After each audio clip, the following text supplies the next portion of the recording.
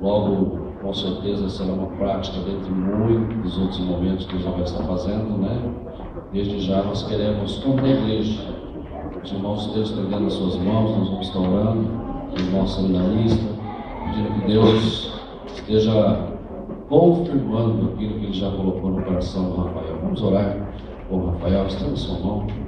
Deus de amor e poder, nós queremos orar o teu nome pela vida do Rafael. Nós somos abençoados com o louvor, nós somos abençoados com o prelúdio, com tudo que aconteceu até aqui nesse momento. Mas nós sabemos que agora, Pai, é o momento que o Senhor quer dar uma palavra à igreja, palavra a todos nós que nos deslocamos das nossas casas e viemos até aqui. Nós viemos para te louvar, nós viemos aqui, Deus amado, para prestar-te culto, mas também, Pai amado, nós viemos aqui porque sabemos que o Senhor quer nos dizer algo. E por isso, Pai, nós pedimos que o Senhor esteja abençoando profundamente a vida do Rafael, de maneira que ele continue, assim como tem sido já em São Paulo, sendo nessa noite também instrumento do Senhor na transmissão da sua palavra. É assim que nós oramos, em nome de Jesus.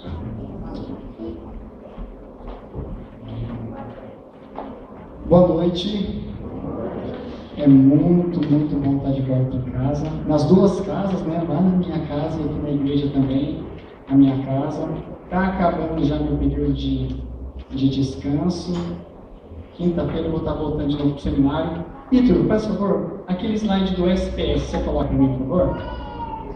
E foi muito bom passar. Eu cheguei aqui no dia 1º, fiquei alguns dias lá em casa, viagem para a terra da namorada, visita também a família do lado de lá, agora 2 famílias que eu estava visitando, né? E para mim foi um momento muito bom, de descanso, de aprendizado, matar a saudade também dos jovens da igreja. E fiquei muito feliz de ver o número de jovens que se reuniram ontem no encontro das células, e saber que estão à beira já de uma multiplicação, né? Tem visto que Deus tem trabalhado bastante, não só na sala de jovens, mas em toda a igreja. E para mim é muito bom, porque lá de Campinas eu tenho orado bastante pela igreja aqui também, então eu fico muito feliz de saber que está tudo bem por aqui. E agora ali é a minha nova casa atualmente, né, pelo menos para os próximos 4 anos. Esse é o Seminário Presbiteriano do Sul, se você não conhece, é o seminário mais antigo da América do Sul, fundado em 1888, é antigo. E atrás desse prédio tem a nossa moradia, onde fica o meu quartinho. Esteja orando por esse seminário. O Adão Carlos ele é o diretor do seminário, ele tem ótimos materiais, inclusive de devocional e de discipulado, que nós usamos até na nossa igreja. E ele é o diretor lá do seminário. Enquanto ele está lá, tudo tem corrido muito bem. O seminário passou por momentos muito difíceis. Depois que ele assumiu, ele conseguiu resolver vários problemas do seminário. Só que ele sai no ano que vem. Então, uma incógnita aqui que vai estar assumindo, se é o Roberto Brasileiro, que foi reeleito presidente do Supremo Conselho ontem, ou quem virá, e dependendo de quem vem, pode mudar bastante. Inclusive, até alguns ótimos professores que nós temos na casa podem ir embora por causa disso. Então, esteja orando pelo nosso seminário. Avança um item, por favor. Esses daí são os corajosos lá que dividem a sala comigo. Como você pode ver, a beleza não é a nossa maior característica, mas nós estamos ali. Parece que é uma regra já da sala, né? Então ali você vai ter gente desde Telêmaco Borba, aqui no nosso Paraná, até Natal, o Ítalo, nosso amigo que chegaram para mostrar ele. Essa galera tem enfrentado bastante dificuldade lá no seminário, desde a saudade que a gente compartilha entre todo mundo, porque poucos são lá de Campinas, eu acho que um só de Campinas, o resto é tudo de fora, até outras dificuldades, seja financeira. Tem gente que é casado e teve que a esposa está na cidade e ele vem, às vezes passa 2, 3 semanas sem ver os filhos, sem ver a esposa. Tem sido uma luta. Para mim já não tem sido fácil, eu imagino para alguns outros que são casados, então não é uma tarefa assim tão fácil. E essa galerinha aí é a galerinha do quarto 1. Só que lá no quarto 1, na verdade, só tem eu e o André, que é o de óculos da direita, ali em cima, de camiseta rosa. Nós dividimos o quarto.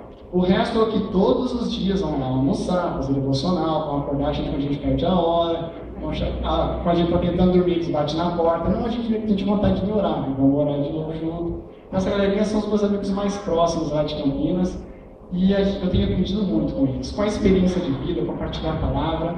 E eu queria que vocês também estivessem orando por todos eles. Tem o Tássio aqui embaixo, à esquerda ali é o Ítalo, que casa no final do ano agora, lá de Natal. Ali em cima, aquele rapaz que a minha mãe e minha namorada acham bonito, sou eu ali à esquerda. Ali, logo do meu lado, lá no fundo também é o Carlos, que é de Curitiba, da Igreja Cristã de Curitiba. Aqui embaixo é o Edu, que é do Espírito Santo, e à direita o André, que é de Minas Gerais. E aqui é o Matheus, que é de Campinas mesmo. Esses são os meus amigos ali que frequentam o quarto ali, a gente divide. Já deve ter visto talvez no Facebook a gente cozinhando, né? É uma aventura. Até o primeiro arroz sair certo, mas eu estou bem até agora, foi muito bom. Então esteja olhando para essa galera. Tem sido muito bom. Além do nosso seminário, eu tenho trabalhado em São José do Rio Pardo, como eu já comentei, com a igreja. Também tem sido uma bênção na minha vida, um presente. Deus tem ministrado muito ao meu coração e graças a Deus Ele tem usado a minha vida, tem sido misericordioso. Nós estamos trabalhando lá com os jovens e com os adolescentes, tem sido uma bênção. Eu deveria voltar, na verdade, só na segunda-feira que vem. Só que com os jovens lá de São José do Rio Pardo, nós vamos participar, pela primeira vez, a nossa igreja vai participar do festival de música.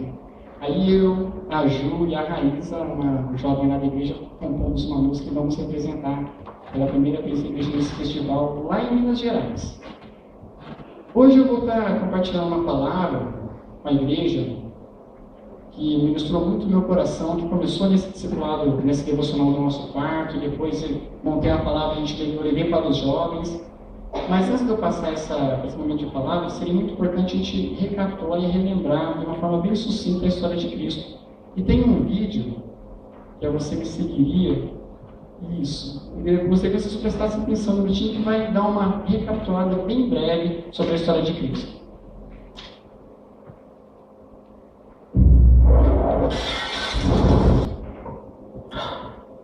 You. Look at your eyes. Look at them. Speckled, colorful, each one unique. And I created every one of them. I created everything. The universe and you. I gave you your personality. I made you pure, complex. And every day, I give you life. I love you. But something happened. You cheated on me. You didn't trust me. You sinned.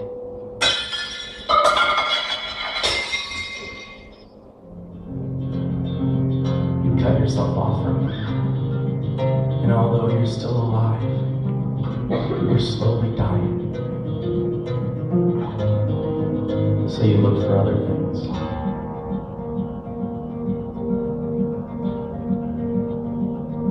To fill the void. But nothing works.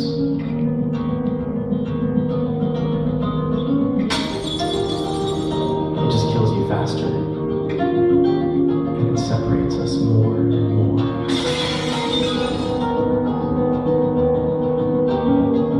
What are you searching for?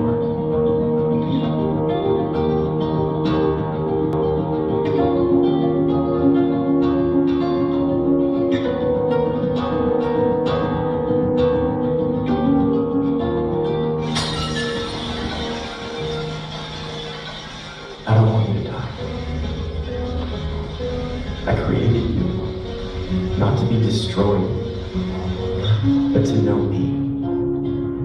So I became one of you, a fragile creation. I was tempted, but I never sinned. I came to save you. You have so many sins, and they have a cost. Someone has to die, you or me. So I took on your sin and traded in my life for yours. And I died in your place. Because I love you. Then,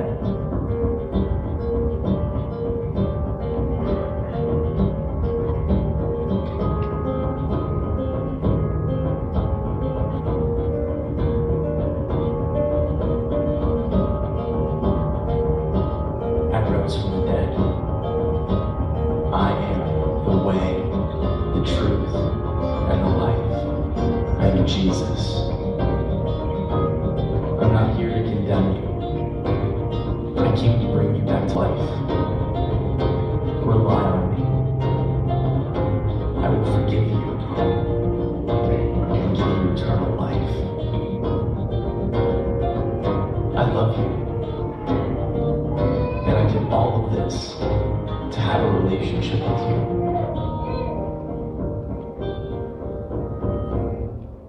Will you follow me? Ele morreu e ele ressuscitou, amém? A igreja crê nisso? Que Cristo está vivo hoje? Amém? Amém. Então eu queria convidar a igreja a abrir a Bíblia no livro de Mateus, Evangelho de Mateus, lá no capítulo 28, nós leremos alguns versos ali, do versículo 16 até o versículo 20. Evangelho de Mateus, capítulo 28, do versículo 16 até o versículo 20.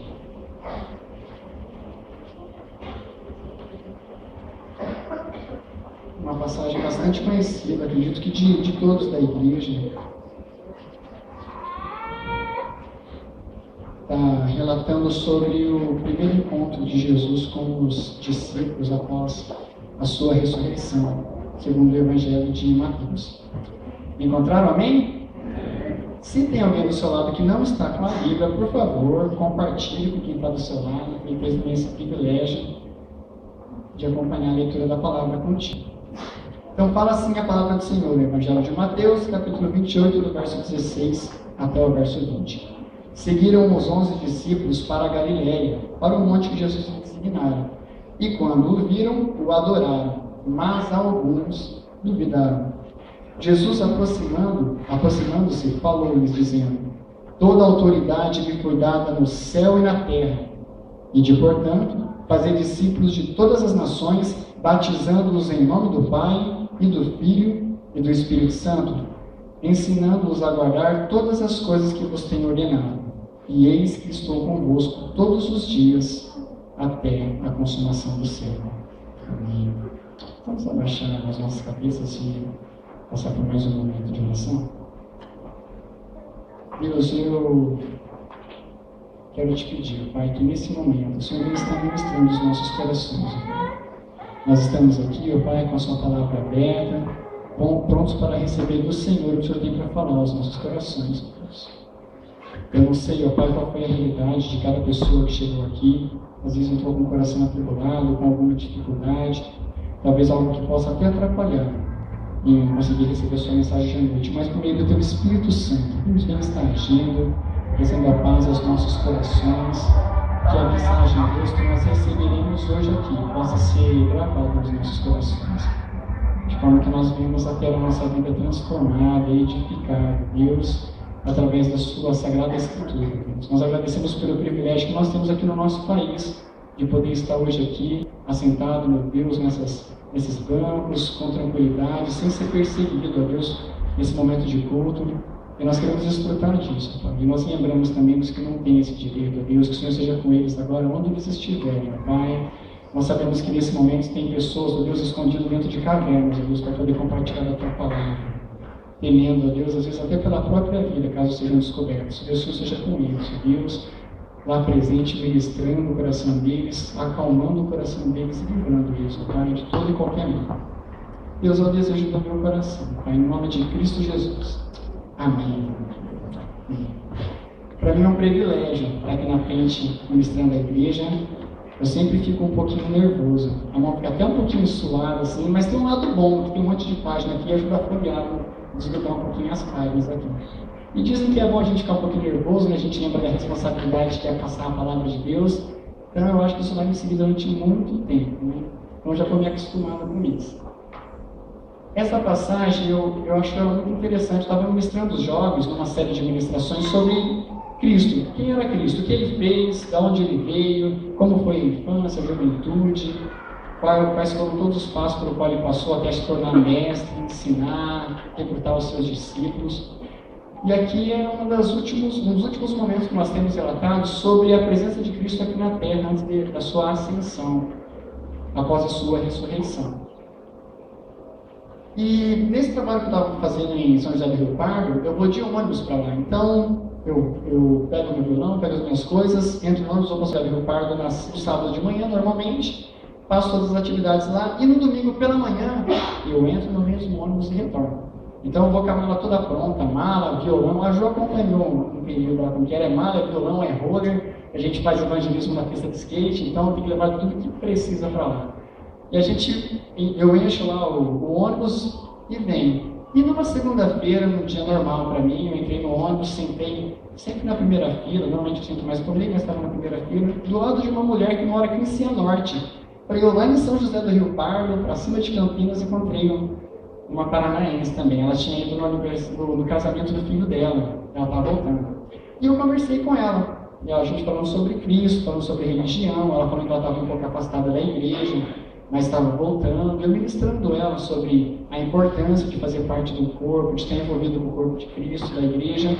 E ela falou, olha, mas Rafael, eu vou te dizer uma coisa, eu tenho um sobrinho que ele já leu a Bíblia por 3 vezes inteira, e ele não acredita em Deus.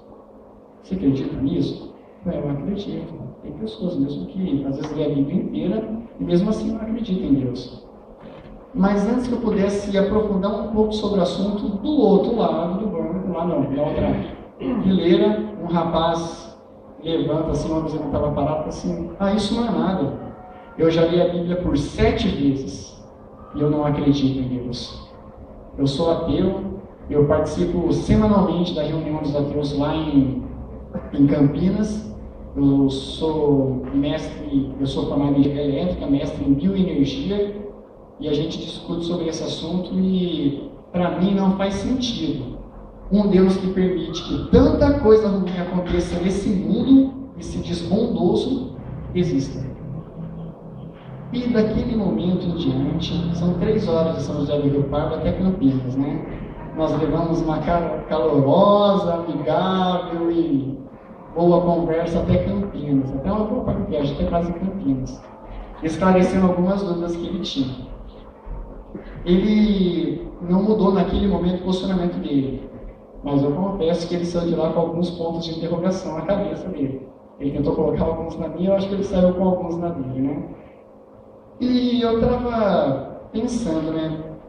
Hoje, será que são muitos os que não creem? Porque parece que é tão difundida essa ideia de Cristo, a ideia da Bíblia. Existem quantas pessoas, será que levantam essa bandeira de não crer que Deus existe ou que Jesus Cristo, na verdade, não passou de um personagem, de uma história inventada por alguém, escrito por alguém? E eu falei, como será que está isso hoje? Porque a gente leu aqui no verso 16, e foi algo que me chamou muita atenção. Lá no verso 17, quando viram os próprios discípulos, o adoraram, mas alguns duvidaram que Cristo tinha de fato ressuscitado. Então eu fui fazer um levantamento quando eu cheguei em Campinas para me informar um pouquinho melhor sobre como que isso tem acontecido. Vocês já ouviram falar da ateia? Ateia não é o feminino de ateu, porque o feminino de ateu é ateu também, né? Mas a ateia é a Associação Brasileira de Ateus e Agnósticos. Nome feio, né? Agnóstico, também não gosto não. Mas é uma associação que organiza, sistematiza o que eles pensam, quem vai palestrar, trazem pessoas com renomes de fora, cientistas de fora, para defender as ideias dos ateus. Os ateus são os que não acreditam em nenhuma divindade. Ou seja, tudo que possa ser sobre-humano, eles não acreditam. Há ateus sem qualquer teísmo, sem qualquer crença em qualquer tipo de divindade, seja ela cristã ou não. E os agnósticos, eles partem da mesma ideia, só que na verdade eles não acreditam em nada que não possa ser comprovado cientificamente. Aí a galerinha da filosofia talvez vão lembrar de Kant. Kant foi o primeiro filósofo que resolveu falar sobre Deus. Ele foi o primeiro que sempre me falou assim, olha, vamos tentar pensar sobre Deus. A gente pode testar Deus? Não. A gente pode provar Deus de alguma forma? Pode experimentá-lo de alguma forma científica? Não. Então nós não podemos nem afirmar que Deus existe e nem afirmar que Deus não existe. Então os agnósticos são os que acreditam que Deus não existe, porque não existe nenhuma forma de ser comprovado isso cientificamente. Atualmente, essa associação, a ateia, ela conta com 13 mil associados, um número não tão grande. Mas no Facebook, na rede social, eles já contam com 250 mil pessoas que curtem e compartilham as suas ideias diariamente. O número começa a crescer um pouquinho.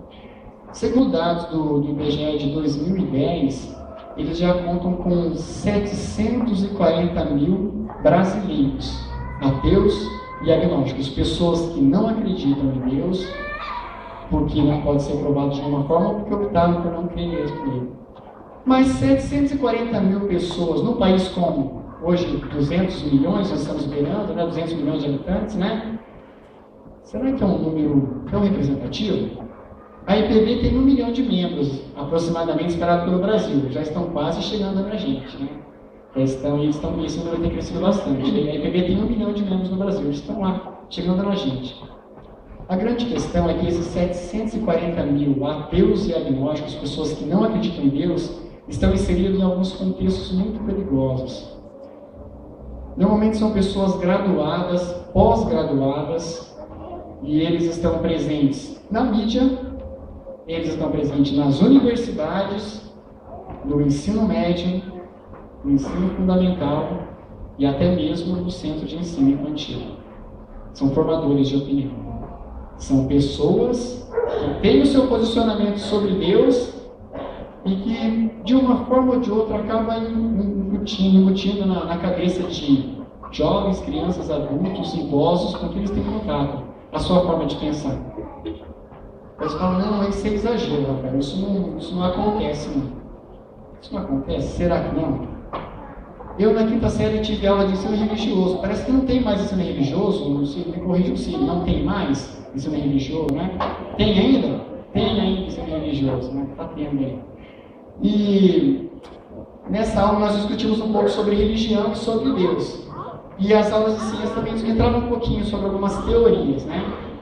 Provavelmente você já ouviu falar de uma teoria que é a teoria do Big Bang. Já ouviu essa teoria? Que fala que por meio de um acidente alguma coisa aconteceu e o mundo simplesmente surgiu. Ele foi criado. É bem diferente da história que nós conhecemos na Bíblia, em Gênesis, no capítulo 1. Essa teoria tem sido apresentada para as crianças aí da quinta, quarta série, sexta série, com frequência. Foi apresentado para mim. Até aí não tem problema, é uma teoria, eles têm que apresentar essa ciência. A grande questão é, por que eles apresentam apenas esse lado da ciência? Vocês sabiam que o cristianismo também é uma ciência? E que a gente não aprende na escola? Aí eles falam, porque existem furos que a ciência não pode explicar, mas acontece que o criacionismo, a teoria do Big Bang, também tem vários furos que a ciência também não consegue explicar. Por que não é explicado na escola?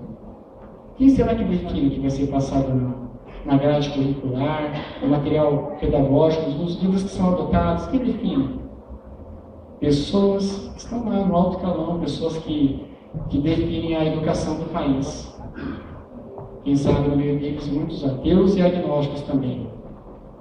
Aí você fala, mas Rafael, essa ideia do criacionismo pode fazer algum sentido mesmo? Por exemplo, a gente vê a história de Adão e Eva e a gente vê algumas comprovações científicas que falam que a Terra teria milhares, bilhões de anos, não sei, e a Bíblia fala que a Terra teria mais ou menos em torno de 5.000 anos. Como você consegue explicar isso? Já ouviram falar de Adalto Lourenço? Ele é um cientista cristão.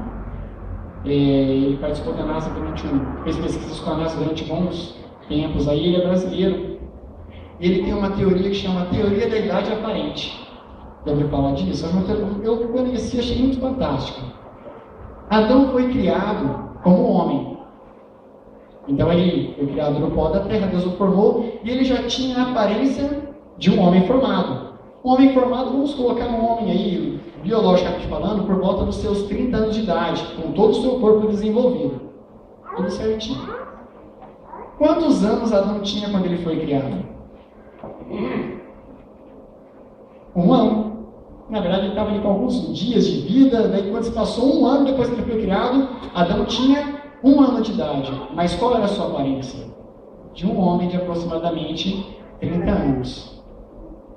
As rochas, as montanhas, o solo, quantos dias tinham quando Deus o criou? 1. Qual era a sua aparência? De milhares, milhões, bilhões de anos. Essa é a teoria da idade aparente, que é apresentada por Adalto Lourenço. E começa a fazer muito sentido. A gente olha para mim e fala, não, começa a fazer sentido. por que esse tipo de ensinamento não é passado nas escolas? Qual é o objetivo deles? O que eles querem com isso? Por que parece ser tão importante as pessoas, para os ateus agnósticos, as pessoas não acreditarem em Deus? Já parou para pensar? Qual é o objetivo deles? E eles falam que crer em alguma coisa é uma coisa que faz bem para a pessoa, porque se você crê em algo te dá esperança, te dá uma razão para viver, um motivo, mas eles não deixam que esse tipo de ensinamento seja colocado na educação, em nenhum livro. E esse tipo de pensamento é refutado. Por quê? Por que eles temem tanto isso? A gente vai entender no próprio texto. Se a gente só voltar um pouquinho na sua Bíblia, você pega ali o verso, no capítulo 27, a partir do verso 62. Dá uma olhada ali. O título que eles colocam aqui na minha Bíblia fala A Guarda do Sepulcro. Depois você dá uma olhadinha do verso 62 até o verso 66. Eles estão começando a tomar alguns cuidados após a morte de Jesus. Então Jesus Cristo já tinha sido crucificado, ele morreu, e agora o que nós vamos fazer? Nós vamos ter que colocar Jesus no sepulcro. Mas tinha toda uma conversa de que ele ressuscitaria. Então vamos ver o seguinte, vamos colocar 2 guardas. Isso não era comum que se fizesse, mas os sacerdotes, os anciãos da época falavam, nós queremos ter certeza de que esse corpo não vai sair lá de dentro. Por quê? Acontece que se esse homem, se os discípulos roubarem o corpo dele, ou o que quer que aconteça, venha a surgir uma história de que Jesus Cristo ressuscitou, o nosso segundo embuste, o nosso segundo problema vai ser ainda pior do que o primeiro. O primeiro problema eram os ensinamentos de Cristo, que batia de frente com o que eles pensavam na época. Ele dizia que ele era filho de Deus, ele dizia que ele era o próprio Deus, ele dizia que ele podia perdoar pecados, ele fazia milagres, ele curava no sábado. Esse era o primeiro problema.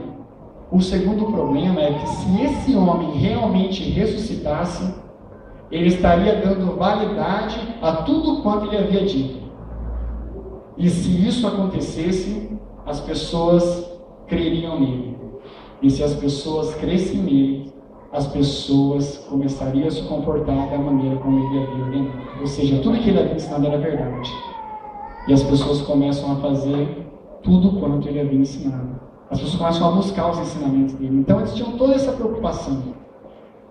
O mundo hoje, a nossa sociedade, tem a mesma preocupação. Porque os ateus, os agnósticos e as pessoas que negam a existência de Cristo, eles falam, eles acreditam, eles sabem que no dia que nós começamos a acreditar que Cristo realmente existe, a gente se comporta de forma diferente. De forma diferente de como ele se comporta. Para o mundo é muito bom você crescer e viver como se Deus não existisse. Até dizem que é uma estratégia do diabo, você não acredita em mim, depois você não acredita em Deus, está tudo tranquilo. Porque a partir do momento que você acredita em Cristo, que você acredita em Deus, a sua vida começa a ser regida de uma forma diferente. Começa a ter algumas mudanças na sua vida. E aí, Pedro, coloca para mim o slide. Hoje eu gostaria de falar um pouquinho com a igreja sobre isso. Jesus Cristo ressuscitou. Ponto. E agora? O que isso muda na sua vida? Qual é o impacto que existe na vida do cristão? Uma pessoa que realmente acredita que Cristo ressuscitou. Essa pintura aí é do Caravaggio, estava pesquisando junto com a gente. É um pintor barroco do século XVI. Não sei se dá para enxergar direito ali, mas é Jesus, consolado vazado, e ali temos, quem duvidou mesmo, São Tomé, só acredito se eu colocar um dedo lá. E Jesus falou, vem cá, toque e beija.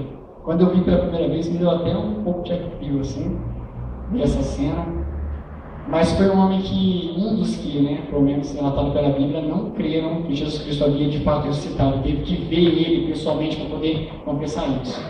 Mas fato é que todos aqueles que acreditam que Jesus Cristo realmente ressuscitou, têm um impacto em sua vida.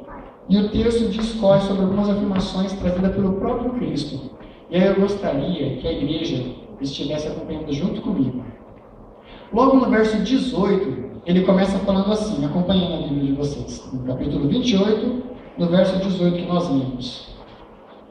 Jesus, aproximando-se, falou-lhes, dizendo: toda autoridade me foi dada no céu e na terra.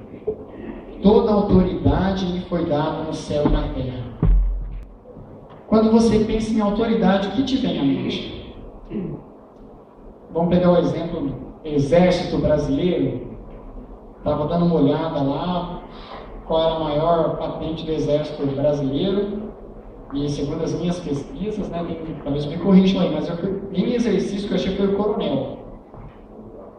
General, em exercício? Então, o general.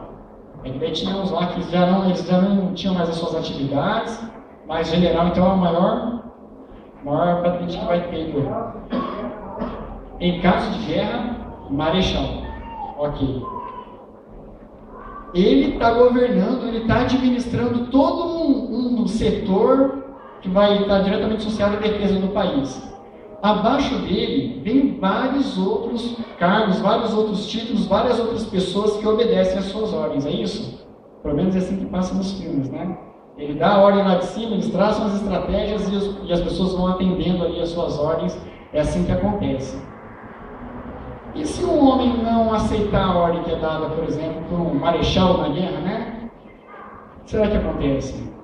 Você vai ir pela linha de frente, você vai para ali, não, hoje não. E deu uma dor de barriga, eu vou ter que ficar aqui hoje. Aí você vê o que você faz. Essa pessoa não sai mesmo, ela tem uma consequência, ela não pode, ela está sendo insubordinada a uma autoridade que foi instituída sobre ela não pode fazer isso.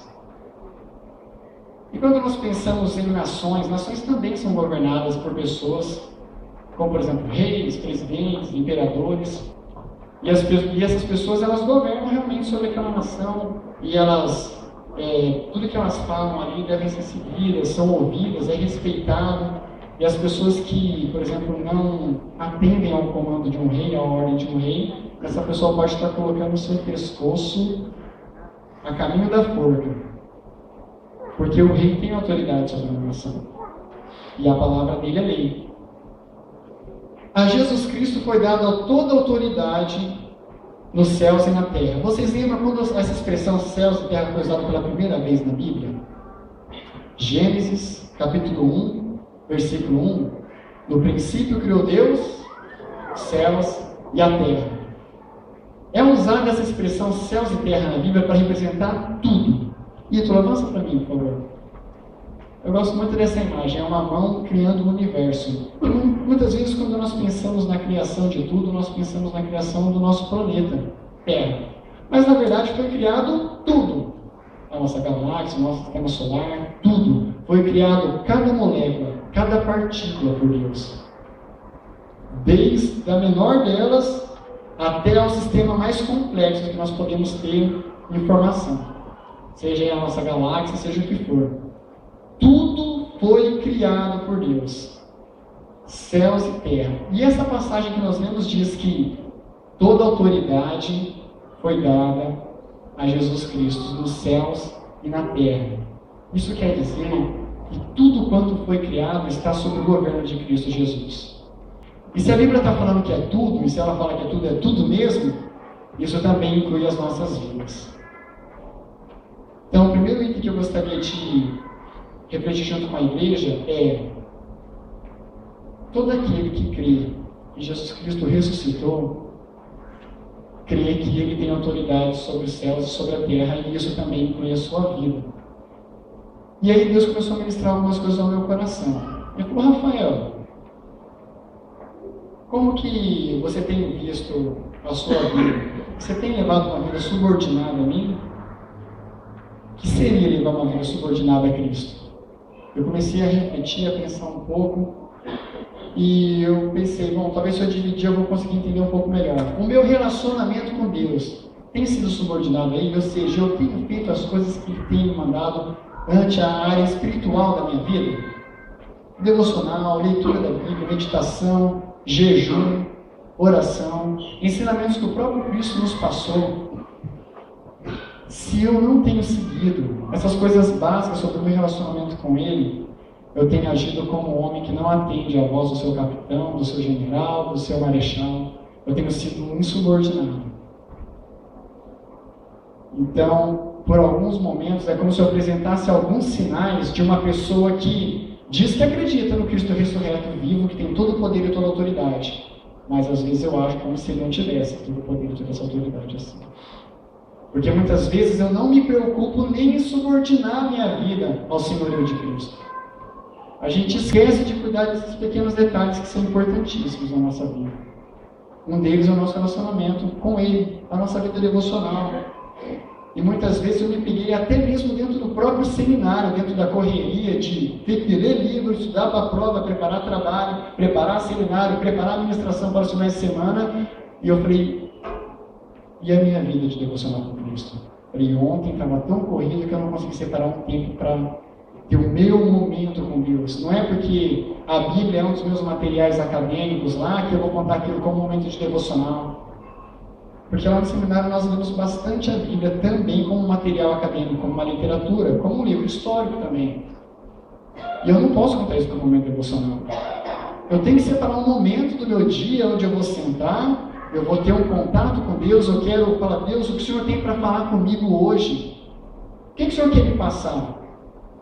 Eu quero aprender, eu quero entender o que o Senhor tem para a minha vida, para que eu possa me subordinar ao Senhorio do Senhor, atender com todo o meu coração, com toda a alegria do meu coração. Se você não tem buscado uma vida devocional, talvez você não tenha buscado também se submeter ao Senhorio de Cristo. Outra área que muitas vezes nós temos dificuldade de se submeter ao Senhorio de Cristo é a nossa área financeira. Isso inclui dízimo, como o Reinaldo muitas vezes tem trazido nos finais de semana para a gente, ofertas também. A nossa administração de toda a nossa renda, como ele também falou isso. Não só o nosso dízimo, a nossa oferta, mas tudo que nós temos pertence a Cristo. Foi Ele que nos deu. Como nós temos usado o carro que você tem, a casa que você tem, tudo que você tem, a empresa que você tem, o emprego que você tem. Eu gostei muito de uma palavra que eu ouvi na Comingá, eu acho que há uns 2 anos atrás. E o pastor falou que uma vez ele foi participar de uma viagem missionária em um país onde tinha acontecido, acho que um desastre natural. Eles estavam lá indo com um grupo de pessoas aqui do Brasil para reconstruir a cidade, dar um auxílio como que pudessem. E ele estava junto com esse pessoal, e ele estava lá e viu, falou, nossa, o que vocês vão fazer lá? Nós vamos construir hospitais, nós vamos reconstruir alguns colégios, algumas escolas, nós vamos reconstruir algumas casas. E ele falou, isso vai demandar um recurso financeiro muito alto. De onde está vindo esse recurso financeiro? Aí um dos pastores estava lá, olhou para ele e falou assim, esse dinheiro está vindo de Jesus. Ele, não, entendi, não, eu sei que Jesus é o dono de tudo, eu sei que está vindo de Jesus. Mas assim, é uma oferta, isso alguém deu, vocês arrecadaram, fizeram... Não, é dinheiro de Jesus mesmo. Não, eu sei que é Jesus, mas de uma forma prática, me explica isso. Como assim dinheiro de Jesus? Tipo, caiu uma bolsa de dinheiro do céu, pega esse dinheiro e você vai levar lá para você reconstruir. Como funcionou isso? Me explica. Aí o pastor olhou para ele e falou assim, deixa eu te explicar. Está vendo ali atrás? Aquele homem sentadinho ali? Aquele homem, ele administrava uma concessionária para Jesus. Então Jesus falou para ele, aconteceu um desastre natural em tal cidade e eu estou vindo reconstruir algumas coisas da cidade. Eu quero que você venda metade dos carros dessa concessionária e essa verba dos meus carros você vai usar para reconstruir a cidade, para socorrer o meu povo lá em tal cidade. E ele vendeu. Aquele outro homem sentado ali, ele administra algumas fazendas para Jesus. E Jesus falou para ele assim, olha, eu quero que você venda uma dessas minhas fazendas, porque eu estou querendo reconstruir uma cidade lá em tal lugar. Então ele vendeu, pegou aquela verba e... Aí ele falou, eu entendi. E quando eu ouvi essa palavra nessa conferência missionária, eu comecei a repensar algumas coisas na minha vida. Como eu tenho lidado com as coisas que o próprio Cristo, o próprio Deus tem me dado?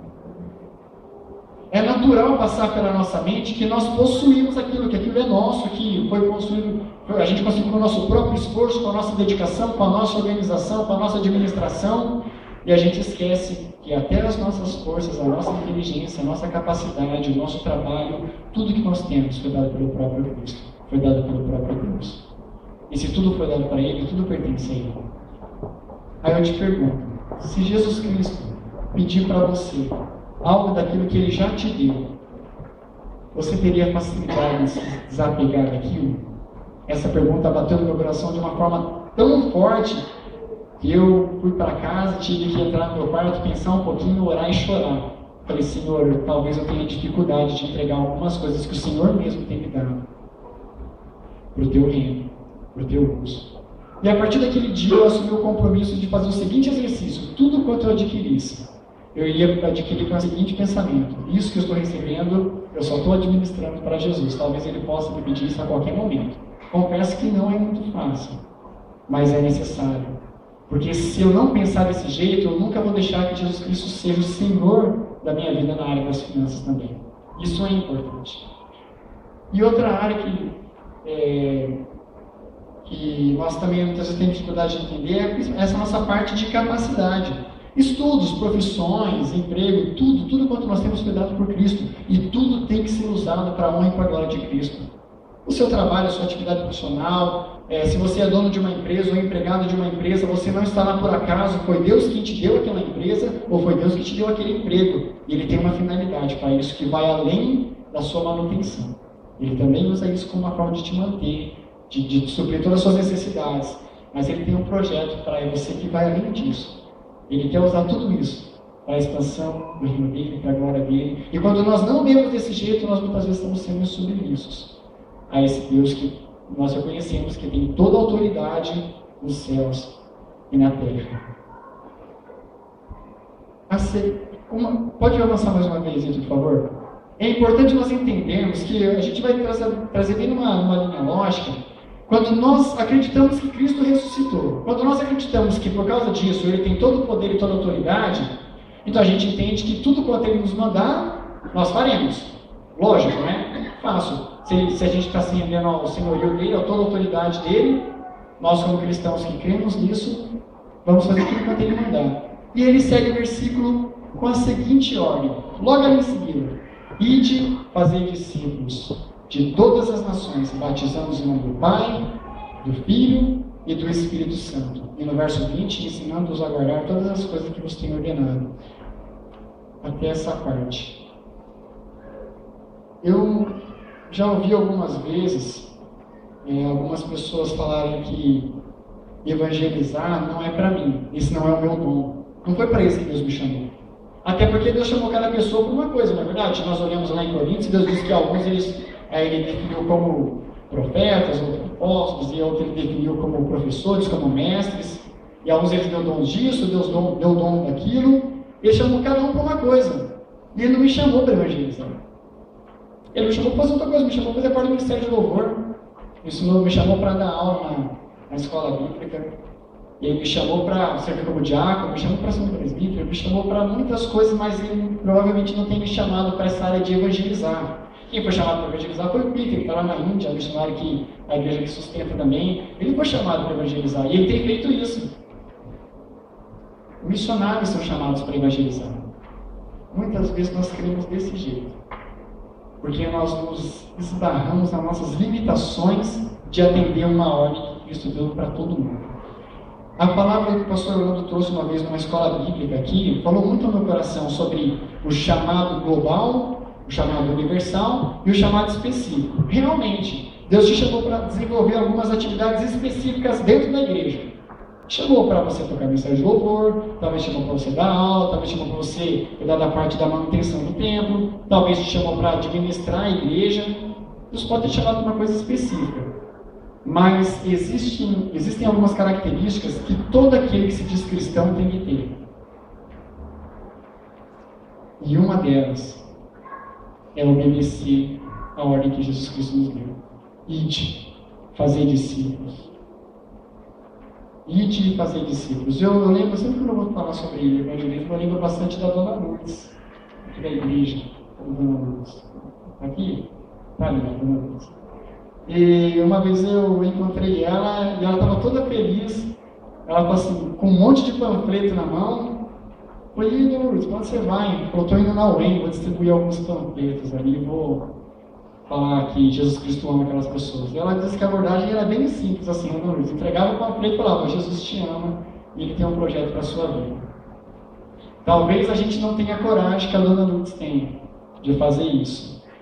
Eu não sei qual vai ser a estratégia que você vai adotar. Mas você precisa arranjar um jeito de fazer Jesus Cristo conhecido em outros locais. Ou dentro da sua própria casa, se tem alguém na sua casa que não conhece Jesus Cristo, ou onde você trabalha, ou onde você estuda, ou na sua rua, no seu bairro, aqui na sua cidade. Essa foi uma ordem que Jesus Cristo nos deu e ela não pode ser negociada, porque isso faz parte do caráter de um cristão que acredita que Jesus Cristo está vivo. Paulo fala que se nós não cremos que Cristo ressuscitou, a nossa fé é morta. Tudo que nós pensamos e falamos sobre Cristo é em vão. Mas se nós cremos que Jesus Cristo ressuscitou e Ele está vivo, nós temos que propagar essa mensagem para todo mundo. E a gente se pergunta, o que seria fazer discípulo? O primeiro passo realmente seria isso, apresentar Jesus Cristo como Salvador. E eu tenho lido um livro que eu recomendo bastante para a igreja que leia. É do David Nicholas, O que Fizeram do Evangelho. É um livro bastante voltado para pastor, mas na verdade vai trabalhar com qualquer pessoa, uma linguagem bem simples. E ele fala que pregar o Evangelho, na verdade, nada mais é do que você apresentar as más novas e as boas novas. Só isso. Acontece que muitas vezes nós vamos evangelizar e nós vamos falar só das boas novas. E às vezes as pessoas não conseguem entender as boas novas quando elas só escutam as boas novas. E quais são as boas novas? Jesus Cristo veio aqui para te salvar. Legal, te salvar do quê? Da condenação do pecado. Pecado, o que é pecado? Eu condenado? Eu matei alguém? O que eu fiz? Qual foi o crime que eu cometi? Mas porque ele fez tudo isso porque ele te ama, tal. Ele me ama, mas minha mãe também me ama, mas você não está me entendendo. Muitas vezes nós vamos comunicar o Evangelho tendo dificuldades de expressar como ele deve ser expressado. Eu gostei muito desse livro, ele traz uma forma bem simples. Ele fala que as boas novas só fazem sentido quando as pessoas entendem as más novas. A pessoa entender que os seus pecados foram perdoados só faz sentido quando ela entende que ela é uma pecadora. Tem um panfletinho das 4 leis espirituais, não sei se vocês já viram, que é fantástico. Pouquíssimas páginas do panfleto, você pode ler, você consegue entender bem ali as más novas e as boas novas. Nós precisamos levar as pessoas à compreensão de que sem Cristo elas estão condenadas ao inferno. E isso tem que chegar para elas de uma forma com que elas entendam. Elas têm que entender. Ontem a gente estava trabalhando um pouco com os jovens e a gente estava falando, uma forma que a gente tem de apresentar isso, né? A gente falou um pouco sobre crime. Quando fala assim, Jesus te livrou da condenação. Quando você fala da condenação, a pessoa pensa em crime. Ele fala, bom, eu não matei, eu não roubei, então... Você pode explicar para essa pessoa, por exemplo, que ela cometeu vários crimes. Até porque a legislação é diferente de um país para o outro, não é? Tem algumas leis que tem no Brasil, mas que não tem em outros países. Até condenações. Tem lugar que tem pena de morte, no Brasil não tem pena de morte. Tem lugar, por exemplo, que se a pessoa comete um ato de corrupção, ela é presa. No Brasil, se a pessoa comete corrupção, deveria ser preso, né? Mas não é sempre que acontece isso, né? A gente também tem uma lei para isso. Mas tem países que morrem se você for um corrupto. Se você estiver no governo e você roubar o seu país, você roubar a sua nação, você perde a sua vida. E se isso tivesse no Brasil, a gente teria uma realidade um pouquinho diferente, né? Talvez só do medo, né? Mas, infelizmente, isso é uma coisa muito natural no nosso país. Agora, se a pessoa entender que ela tem cometido crimes contra Deus, simples assim. Porque Deus tem a lei dela. Se crime é quando transgride uma lei no país, roubar é um crime porque alguém escreveu que roubar é um crime, a Bíblia diz que mentir é um crime. E se você mentir, você cometeu um crime. Talvez não contra a nossa nação, mas contra a nação de Deus. Porque no reino de Deus, as leis são um pouco diferentes do que as nossas leis aqui na Terra. Uma forma simples, prática de você fazer a pessoa entender sobre a sua condenação. Leia esse livro, eu recomendo bastante. O que Fizeram do Evangelho, escrito por David Nicholas, pastor de uma igreja americana. Nós precisamos levar o Evangelho até as pessoas. E a segunda parte do fazer discípulos, a gente aprende com Jesus, que foi o maior discipulador de todos, e depois dele com Paulo. Não adianta a gente apenas levar o Evangelho até as pessoas, nós precisamos acompanhar a vida dessa pessoa. Fazer discípulo, o que seria discípulo? Discípulo é um homem, uma mulher, que está caminhando com alguém com o objetivo de se tornar parecido com o seu mestre. Simples assim. Quais são as pessoas que você tem caminhado e conduzido atualmente com o objetivo de fazer com que ele fique parecido com Jesus Cristo? Você tem discipulado o seu filho, a sua filha? Você tem levado para ele a palavra, ensinado para ele que ele deve ser cada dia mais parecido com Cristo Jesus? Esse é o objetivo da vida dele? Talvez você tenha discipulado algum amigo, talvez você até tenha falado de Jesus, a pessoa às vezes até entregou a vida para Cristo, e ela está ali agora precisando de algo. Você está suprindo esse algo? Você está suprindo essa necessidade dela, que é entender que Jesus Cristo é o Senhor da vida dela, e ela precisa se parecer com esse mestre? Isso é fazer discípulo.